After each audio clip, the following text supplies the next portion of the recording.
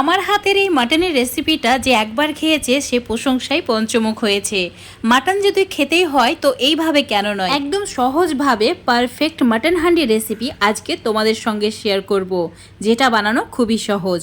তো এখানে 500 গ্রাম মাটন নিয়েছি, ভালোভাবে পরিষ্কার করে তারপর ধুয়ে নিয়েছি। এখানে মাটনের টুকরোগুলো মাঝারি রেখেছি, তোমরা এর চেয়ে বড় বা এর চেয়ে ছোট করে কেটে নিতে পারবে। এবারে মাটনের মধ্যে দিয়ে দিতে হবে একটা বড় সাইজের পেঁয়াজকে স্লাইস করে কেটে নিয়ে, তার সঙ্গে দিতে হবে একটা ছোট টমেটো ছোট ছোট টুকরো করে কেটে নিয়ে, 5 থেকে 6টি কাঁচা লঙ্কা 2 টুকরো করে কেটে নিয়ে, আর দিয়ে দিতে হবে আদা রসুন বাটা 3 চামচ। এবার দিচ্ছি 1 চামচ হলুদ গুঁড়ো, তার সঙ্গে 1 চামচ ধনে গুঁড়ো, 1 চামচ লঙ্কা গুঁড়ো, এখানে ঝাল লঙ্কার গুঁড়ো অ্যাড করেছি, তার সঙ্গে গরম মশলা 1/2 চামচ মতো।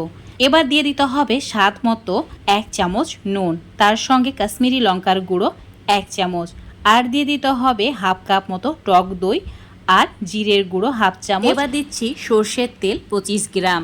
এবার সমস্ত কিছু হাত দিয়ে ভালো করে মেখে নিতে হবে। এই সময় হাত দিয়ে যত ভালো করে মাখানো হবে মাটনের টেস্ট তত বেড়ে যাবে। তো একটু সময় নিয়ে এই কাজটি করে নেবে। এবার এই মশলা মাখা মাটন 1 ঘন্টা ঢাকা দিয়ে রেস্টে রেখে দিতে হবে। তোমরা চাইলে ফ্রিজেও রাখতে পারো। 1 ঘন্টা পর চুলোর উপর একটা মাটির হাঁড়ি নিতে হবে, দিয়ে দিতে হবে 20 গ্রাম মতো সর্ষের তেল।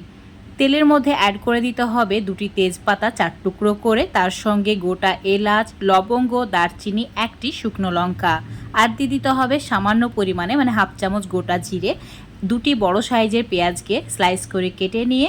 এবার চুলোর ফ্লেমটা মিডিয়াম টু লো রেখে একটু সময় নিয়ে সমস্ত মশলা লালচে করে ভেজে নিতে হবে। দেখতেই পাচ্ছ পেঁয়াজের কালার গোল্ডেন ব্রাউন হয়ে গেছে। তো এবার ম্যারিনেট করা মাটন এর মধ্যে অ্যাড করে দিতে হবে। এই সময় চুলোর ফ্লেমটা মিডিয়াম টু লো করে রাখা আছে। তোমরা চাইলে এই রান্নাটি যে কোনো কড়াই বা হাঁড়ির মধ্যেই করতে পারো, এমন নয় যে মাটির হাঁড়ির মধ্যেই করতে হবে। মাটন অ্যাড করার পর পাত্রটাকে ধুয়ে অল্প একটু জল অ্যাড করে দিতে হবে। এবার একটু সময় নিয়ে কষিয়ে নিতে হবে। চুলোর ফ্লেমটা মিডিয়াম টু লো করে রাখা আছে। যেহেতু মাটির হাঁড়িতে রান্না করছি তাই চুলোর ফ্লেমটা অবশ্যই মিডিয়াম টু লো করে রাখতে হবে। হাই ফ্লেমে রান্না করলে মাটির হাঁড়ি অনেক সময় ফেটে যায়। এবার দিয়ে দিতে হবে 2টি গোটা রসুন, আর রসুন দুটোকে অবশ্যই ধুয়ে নিয়ে তারপর অ্যাড করবে। এবার আবারও 5 মিনিট এইভাবে কষিয়ে নিয়েছি। দেখতেই পাচ্ছ কালারটা পুরো চেঞ্জ হয়ে গেছে আর অনেকটা তেল ছেড়ে দিয়েছে। এবার অ্যাড করে দিতে হবে গোলমরিচ গুঁড়ো, 1/2 চামচ গোলমরিচ গুঁড়ো দিয়েছি, তারপর আবারও কষিয়ে নিয়েছি 2-3 মিনিট।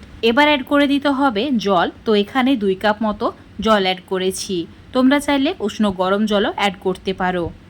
এবার দিয়ে দিতে হবে বেশ কিছু পরিমাণে ধনেপাতা কুচি, তারপর সমস্ত কিছু ভালো করে একবার মিশিয়ে নিতে হবে।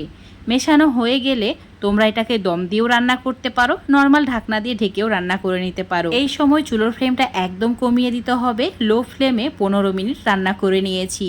15 মিনিট পর দেখাচ্ছি তোমাদের। দেখতেই পাচ্ছ সমস্ত কিছু খুব ভালোভাবে কুক হয়ে গেছে। এইভাবে রান্না করলে এত সুন্দরভাবে মাটনের টুকরোগুলো সেদ্ধ হয়ে যায় যে প্রেসার কুকারে দেওয়ার কোনো প্রয়োজনই হয় না। অল্প পরিমাণে গরম মশলা আর 1/2 চামচ মতো ঘি অ্যাড করে ভালো করে মিশিয়ে নিতে হবে। এখন চুলোর ফ্লেমটা একদম কম করে রাখা আছে। লো ফ্লেমে 10 মিনিট আবারও রান্না করে নেব, তাহলে একদমই পারফেক্ট হয়ে যাবে। উপর থেকে আরও অল্প একটু ধনেপাতা দিয়ে জাস্ট ঢাকা দিয়ে 10 মিনিট রেখে দিচ্ছি লো ফ্লেমে। তারপর চুলোটাকে অফ করে দেব। এখন চুলোটাকে অফ করে দেওয়ার পর তোমাদের দেখাচ্ছি। দেখতে পাচ্ছ কতটা লোভনীয় হয়েছে, দেখা মাত্রই লোভ সামলাতে পারবে না। হাতে মেখে মাটির হাঁড়িতে হান্ডি মাটন একবার এইভাবে রান্না করে দেখতে পারো। একবার খাওয়ার পর মাটন আর কোনোভাবেই রান্না করে খেতে ইচ্ছা করবে না। এতটাই সুস্বাদু হয় যে এইভাবে যাকে রান্না করে খাওয়াবে সেই প্রশংসা করবে। আর এত সুন্দরভাবে সেদ্ধ হয়েছে মুখে দিলেই গলে যাবে। আজকের এই মাটনের রেসিপিটা যদি তোমাদের ভালো লেগে থাকে অবশ্যই এইভাবে একবার বাড়িতে বানিয়ে খেয়ে দেখবে। তারপর কমেন্ট, লাইক, শেয়ার করে দেবে। ফেসবুক পেজ থেকে দেখলে পেজটাকে ফলো করে নেবে। ইউটিউব থেকে দেখলে চ্যানেলটাকে সাবস্ক্রাইব করে রাখবে আরও এরকম রেসিপিগুলো পাওয়ার জন্য। দেখতে পাচ্ছ কতটা নরম তুলতুলে হয়েছে। তো বন্ধুরা অবশ্যই একবার ট্রাই করে দেখবে।